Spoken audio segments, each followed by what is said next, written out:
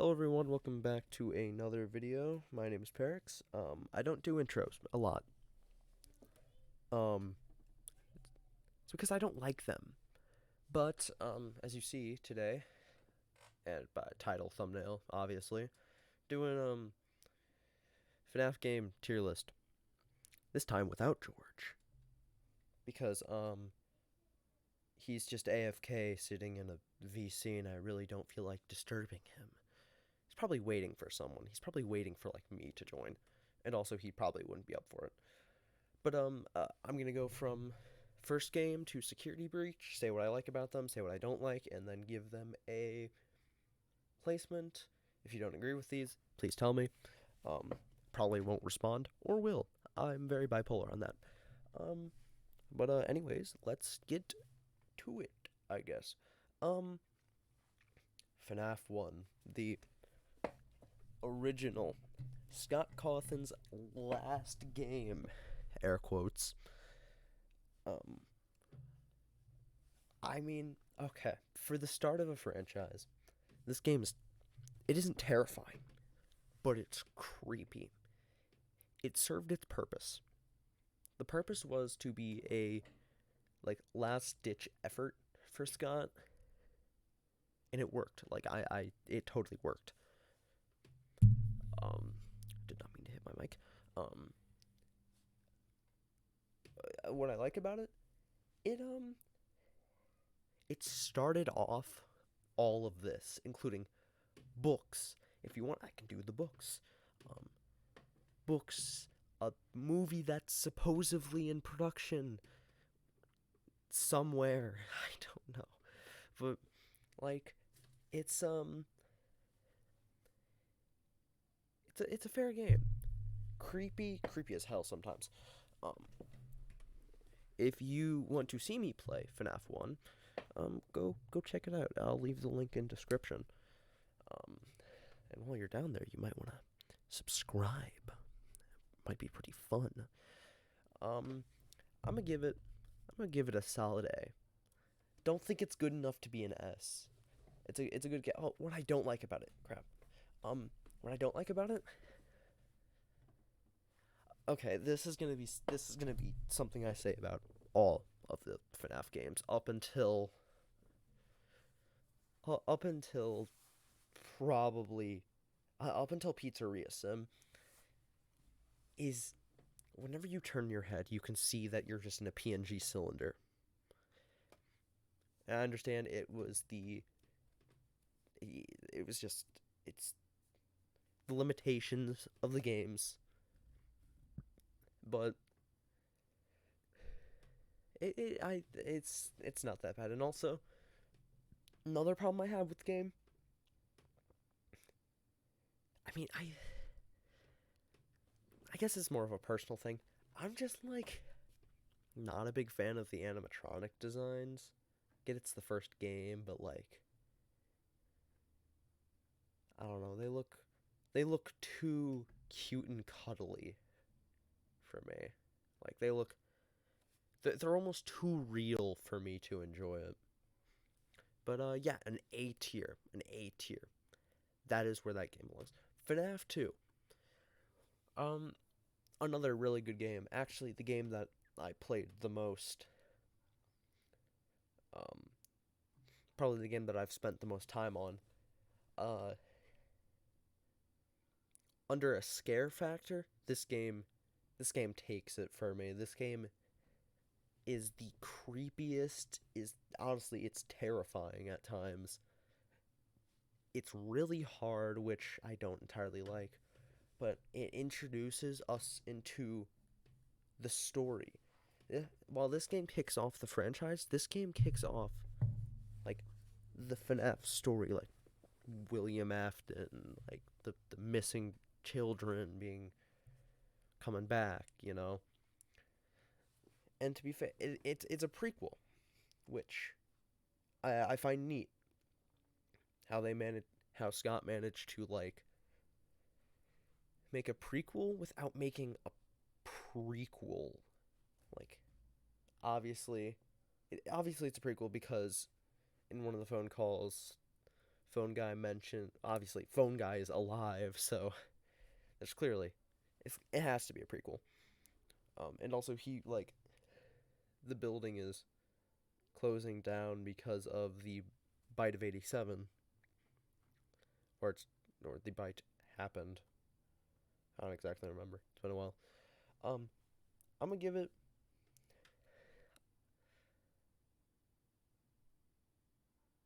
I'm gonna give it S tier. Only because it's the game that really brought me into Five Nights at Freddy's. What I don't like about it, like I said, it's difficulty. The amount of animatronics is overwhelming.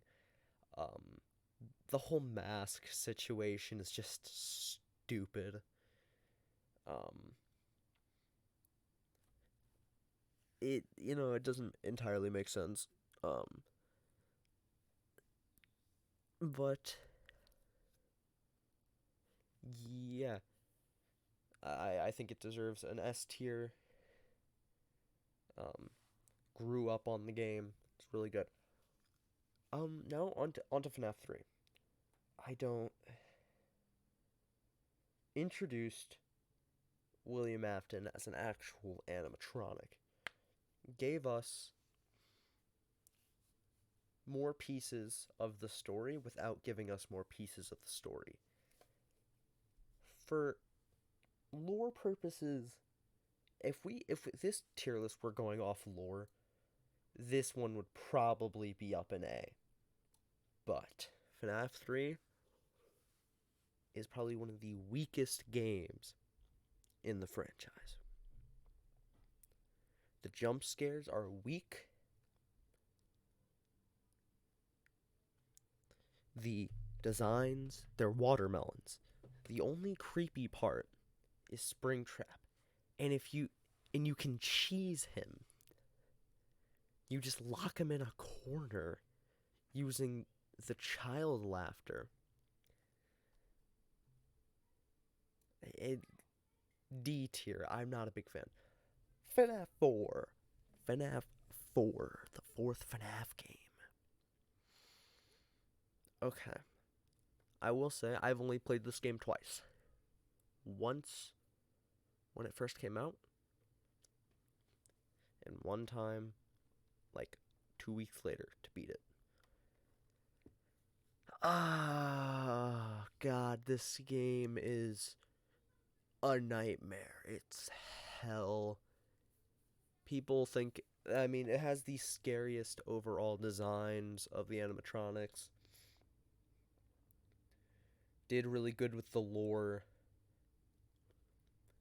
Showed us the bite of 83. Brought in, crying child, the box, which, worst nightmare, plush trap. It did a lot of things. It deserves a fair B. I don't. I don't think it deserves anything but a B. I think it could be bumped up to an A. I think a B's fair here. I think that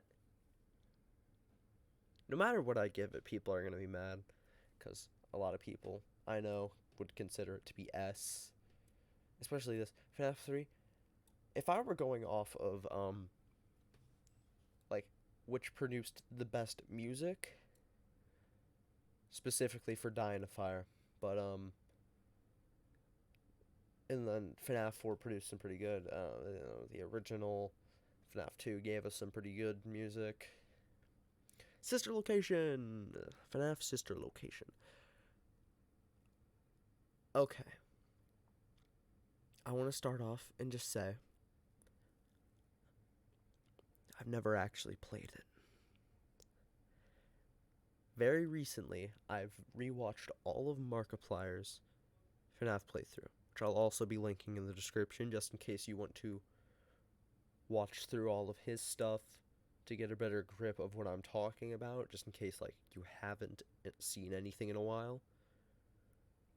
I think that'd be Really good. Just go through, watch it, Fnaf 1, 2, 3, 4, Sister Location, all of them. They're a great watch. I recommend it. Link in the description. Sister Location, since I've never played it, I don't think I get to fairly say this. So I'm going to go off this one purely off of guessing. Since I've only watched Markiplier play it. Sister Location, putting an S. Not only is it great for the lore, it's also the first like game with genuine voice acting. I mean, obviously, phone guy, but like this has hand unit, baby, all of them. Like it's the first game to set off what will end up becoming a very voice active franchise. I also, God, the music that this game gave us is so good. Join Us for a Bite is by far my favorite FNAF song. Plus, like, Circus of the Dead, like, there's so many good songs that this game produced. This game inspired, I should really say. So, what I don't like about it, it's still a cylinder, I guess. There's not a lot of things I don't like about it. I guess what I don't like is I don't like how active you are. I think it was a big leap that I don't think people were entirely ready for. I don't know. I've never played it, so I'm not gonna like speak for anyone, but yeah. Pizzeria Simulator. Now, see, this is one of the games that are free. So, of course, it's on my desktop. But I really like this game. Going solely off lore, S tier. Music probably would be an A. Gameplay, A. Henry's speech at the end, though, pulls it through to the A tier. And I'm not gonna do like, oh, top of A, top of like S, because I like showing the order that I put things in. Like I put this one in S tier first. Help Wanted, another one of them that I haven't played mainly. I'm not gonna spend the money on it. And also, I don't have a VR headset and don't entirely feel like playing it not in VR. So, yeah. Um, Honestly, I'd give it a, again, Markiplier. I'd give it a solid A because it was revolutionary. It brought in a whole new aspect to an otherwise like an otherwise platform based. I wouldn't say platform based, like a sit still, don't interact that much based game. It brought light to what it would really be like to be Michael in Fnaf One, like what it would be like in all of these games. Obviously, except for these two. This one we only got entered, and this one we only got the I guess we got like the open close door game. So it's an A tier. It's an A tier. It was revolutionary for the franchise. Okay. God, don't I don't hate it. Okay. Ultimate Custom Night. I will say the icon is just it's weak. Okay, it's weak. Choosing one of the most annoying animatronics and throwing like Comic Sans UCN. It'd be the equivalent of if Fnaf One didn't have Freddy on the icon and it was literally like a balloon with ×2 font saying Five Nights at Freddy's. But we're not here to judge the icons. Maybe I'll do that in another video. But FNAF Ultimate Custom Night. Lore, brilliant. Gave us everything that we needed without giving us anything that we wanted.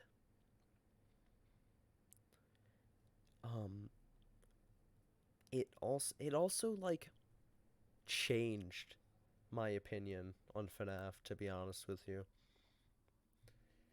Like I like liked the series.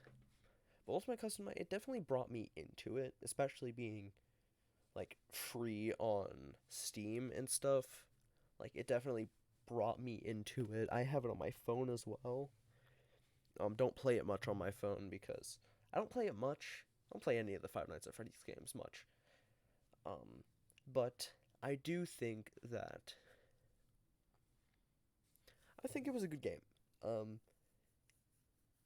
It also like really it should have been the last game. I'm honestly I'll give it C cuz it it should have been like the last game. It also feels more like a DLC to Pizzeria Sim than anything else. Like this game, it just feels like a DLC to all of these. Like if all of these were one single game, which I think would be well, this is all of these being one single game. I think would be really cool to play these all back to back to back to back, and then getting to Ultimate Custom Night. Ultimate Custom Night would feel like a DLC because it's nothing new. It's just like adding everything on. It feels like a mod. Like if you're playing modded, like 2020 mode from FNAF, from like any of the FNAF games.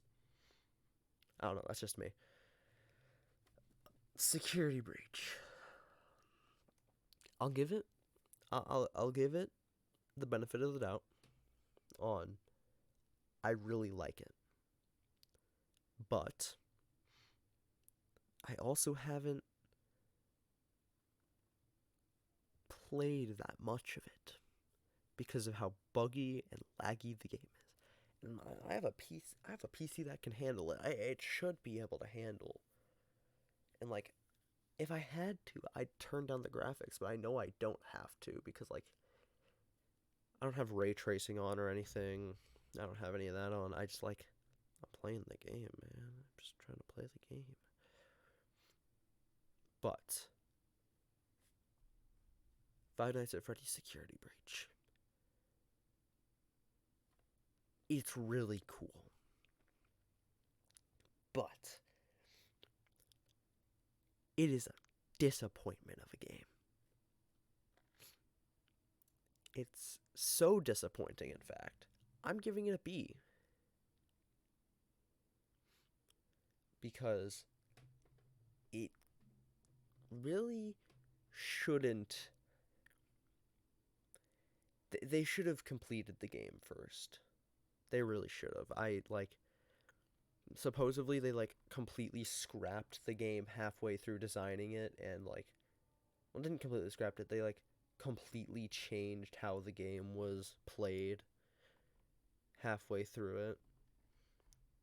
Halfway through designing and they like it caused the game to be very incomplete, very like glitchy, laggy. I guess that's all I have to say about it. My rankings: FNAF 2, S tier. FNAF Sister Location, S tier. In the A tier, we have FNAF 1, Pizzeria Sim, and Help Wanted. In B tier, we have FNAF 4 and Security Breach. In the C tier, we have Ultimate Custom Night. In the D tier, we have FNAF 3. In the F tier, we have none. And actually, it isn't on the list. Add roll buff. We'll make it pink. No, we need this one to stay red. Or orange, I guess. No, it was red. I don't think it was red, actually. I think I'm lying to myself. This FNAF World. It wasn't on the list, but it is my favorite FNAF game. It isn't like an actual game, and I love it. It's such a stupid game. But yeah, those are my rankings. If you disagree, tell me in the comments. While you're disagreeing and completely hating on me as a person, please at least like the video and potentially subscribe. I'm not gonna sit there being like, you have to subscribe. No, I barely bring it up. Even though in this video I've talked about it a lot. Uh, no, but it would help me out, I guess. I don't know. I'm not good at this. Well, I will see you guys on Friday. Until then.